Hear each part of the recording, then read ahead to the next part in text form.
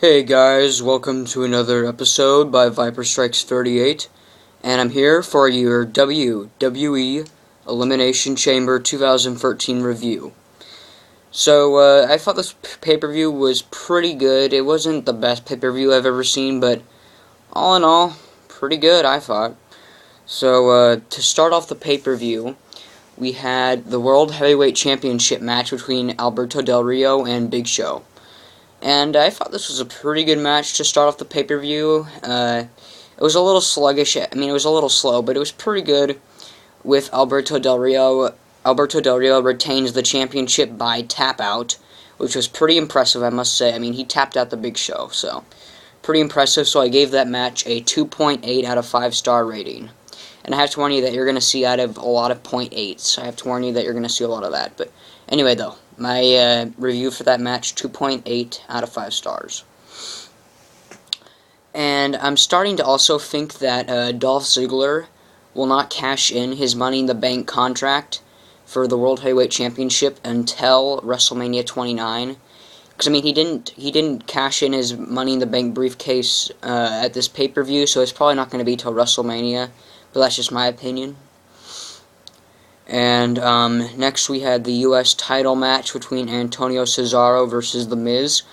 And this was such a fucking stupid match. What a fucking waste of time this was. Because The Miz, he was all injured. He was getting the shit beat out of him for the whole entire match. And then he loses by disqualification. What the fuck? That's fucking stupid. I gave that match 1.5 out of 5 stars. Total waste of time. I mean, what's the point of The Miz getting the shit beat out of him if he's going to lose anyway? Dumb. Next, we had the WWE SmackDown Elimination Chamber match. And, now here's what I don't understand. Why did they have this match so early? The Elimination Chamber match was so early in the pay-per-view. I mean, the pay-per-view started at 5, and this Elimination Chamber match started at like 5:40. I was like, what the hell? Why are they starting this match so early? But anyway, though, the SmackDown Elimination Chamber match was pretty good. Lots of exciting action in this one, which I wasn't really expecting. With first, Mark Henry eliminated both Daniel Bryan and Kane. And then I do believe, let's see here. Oh, yes, and then Jack Swagger, Jericho, and Randy Orton eliminated Mark Henry, and then it was down to those three, Jack Swagger, Randy Orton, and Jericho, and I thought either Jericho or Randy Orton would win, but I was really surprised by this. Jack Swagger wins the Elimination Chamber match. I was really surprised that Jack Swagger won. I'm not sure if I totally agree with that decision. But it was a pretty good Elimination Chamber match. It wasn't the greatest I've seen, and I kind of wish they had I kind of wish that they had a Raw Elimination Chamber match, because I mean, just one Elimination Chamber match for that pay-per-view was kind of stupid in my opinion. But yeah, I just wish they had a Raw Elimination Chamber match, like for The Shield versus John Cena, Ryback, and Sheamus. That could have been in an Elimination Chamber match, where it could have been like a tag team elimination match, maybe? I don't know. But, yeah, and then besides having this pay-per-view so early, other than that, though, I thought it was a good I thought it was a good match, but, another thing that I thought was pretty impressive was, after Mark Henry got eliminated, Mark Henry went fucking ballistic. Everyone thought, oh, Mark Henry's gonna leave the cage. Oh no, Mark Henry was not done. He went back into the Elimination Chamber and gave the world's strongest slam to Randy Orton, Jericho, and Swagger, which was pretty awesome, I have to say. That was pretty awesome. But for the whole chamber match, I gave that match 3.8 out of 5 stars, with Jack Swagger winning. And then next we had The Shield versus John Cena, Sheamus, and Ryback. And now, I thought this match was going to be kind of bad. I personally thought that Cena, Sheamus, and Ryback were going to bury the Shield. I thought Cena's team was going to win. But surprisingly, and I was very happy about this. I mean, don't get me wrong. I'm a John Cena fan. Sheamus is okay, Ryback's okay, but I really wanted the Shield to win because I'm really high on the Shield. I really like the Shield. I really like the stable they're in, and I mean, they just remind me of the Nexus. I liked the Nexus, and I think the Shield are pretty good as well. But anyway, though, it was a pretty good match with lots of finishers, and with Roman Reigns spearing Sheamus through the ringside barricade. And then when John Cena and Ryback went for their finishers again, then Roman Reigns spears Ryback, and then pins Ryback 1, 2, 3, and the Shield win. And this was a pretty awesome match. I was really impressed by the Shield, and Ryback also impressed me. So the Shield impressed me, and Ryback, I thought, impressed me. I thought Ryback did a pretty good job in that match, too. Cena and Sheamus, they didn't really impress me. Just the same shit with them. They need to change up their gimmicks. But anyway, though, a good match. I really see a good future ahead of the Shield, and I hope that the Shield starts competing more. Because the Shield should compete more, besides just attack people for no reason. They should compete more, because they put on 5-star matches.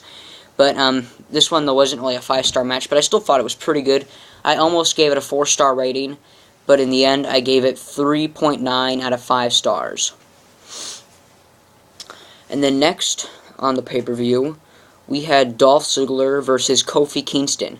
And the way this all started was that Dolph Ziggler came out, put on a pretty good promo, and Ziggler was complaining about how he was not on the card, he was not on the pay-per-view, and on how he's the Money in the Bank winner and that he should be on that pay-per-view. And then Booker T comes out and schedules this match between Dolph Ziggler and Kofi Kingston. And it was a pretty short match, did not really last very long. But Dolph Ziggler wins, and I gave that match... Hang on a second, people. I gave that match 3 out of 5 stars. And I have to admit that also Big E Langston, Dolph Ziggler's bodyguard, Big E Langston, he attacked Kofi Kingston after the match, which I thought was pretty impressive as well. I mean, not the greatest attack, but it was pretty good. But I gave that match 3 out of 5 stars. Next, we had Tamina Snuka versus Caitlyn for the Divas Championship. A pretty short match. I think it was basically just a bathroom break match. But I'm not going to diss on the Diva match because I thought the worst match on this pay-per-view was Antonio Cesaro versus The Miz. What a fucking waste of time that was. But the Diva match, it was okay. Nothing too special, with Caitlyn retaining by a spear. And now, I'm starting to realize a trend here, because on this pay-per-view, I saw at least a good 8 spears. So maybe it's all like in tribute to Edge, maybe? I don't know, but there was a lot of spears in this pay-per-view. Roman Reigns had like 4 spears practically. She had a spear. Everybody had a spear. So they must have been like in tribute to Edge or something. I don't know. But anyway, though, Caitlyn retains her championship belt against Tamina Snuka. I gave it 2.5 out of 5 stars. Hang on a second, let me get some water. Just 1 second.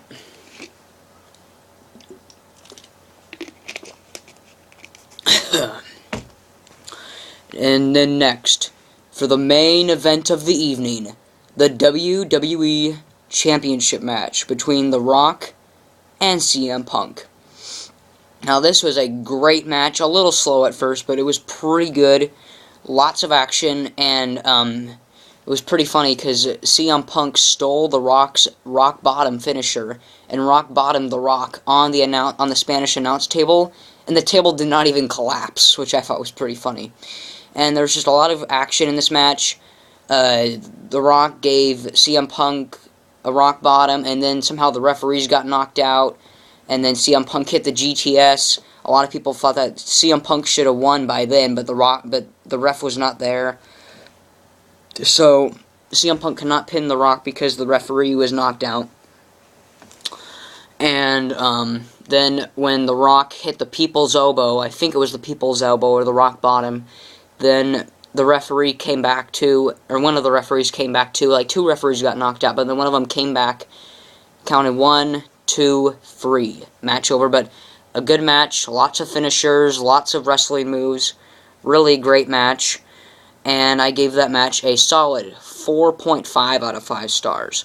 The only complaint that I had with this match, I kind of wish that Brock Lesnar or The Undertaker came and attacked CM Punk after the match to lead up to WrestleMania 29, but then again, we don't really know if CM Punk will be able to make WrestleMania 29 because he might be injured. But I still wish that Brock Lesnar or The Undertaker attacked CM Punk after the match. Plus, I thought that Paul Heyman was going to turn on CM Punk on this pay-per-view, but he didn't. So that kind of surprised me. So, yeah, but anyway, though, I'm going to wrap up this video. So, for the whole pay-per-view, I thought this was a pretty good pay-per-view, and I gave it a 7.8 out of 10, a 7.8 out of 10 stars. So like my video, dislike my video, comment, and subscribe to my channel. I hope you enjoyed.